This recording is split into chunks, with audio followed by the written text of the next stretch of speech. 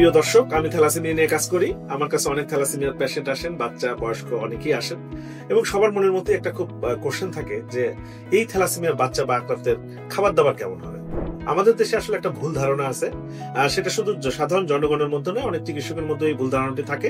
অনেকেই মনে করেন থ্যালাসেমিয়া মানেই আয়রন জাতীয় খাবার খাওয়া যাবে না। প্রিয় দর্শক, এটার আসলে কোনো ভিত্তি নেই। আয়রন জাতীয় খাবার আপনি খাবার খেতে পারবেন কি পারবেন না, এটা নির্ভর করবে আপনার শরীরে আয়রনের মাত্রা কত। একজন রক্তরোগ বিশেষজ্ঞ আপনার আয়রনের মাত্রা পরীক্ষা করে শুধুমাত্র বুঝতে পারবেন যে আপনার আয়রন জাতীয় খাবার দাবারের রেস্ট্রিকশন আছে কি নাই।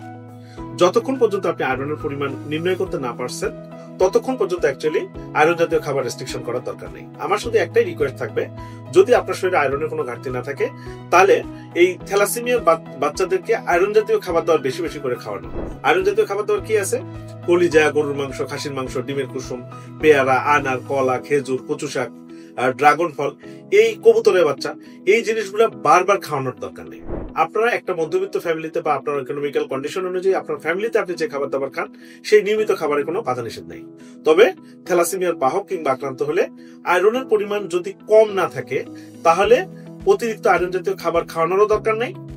সেম ভাবে যদি আয়রনের পরিমাণ বেশি না থাকে, তাহলে আয়রন জাতীয় খাবার রেস্ট্রিকশন করারও দরকার নেই। এই সিদ্ধান্তটা কে নিতে পারেন? এই সিদ্ধান্তটা নিতে পারেন একজন রক্তরোগ বিশেষজ্ঞ। তাই আজকে আপনি যদি থ্যালাসেমিয়ার বাহক হন বা আক্রান্ত হন, আপনার নিকটস্থ একজন দক্ষ রক্তরোগ বিশেষজ্ঞের পরামর্শ গ্রহণ করুন।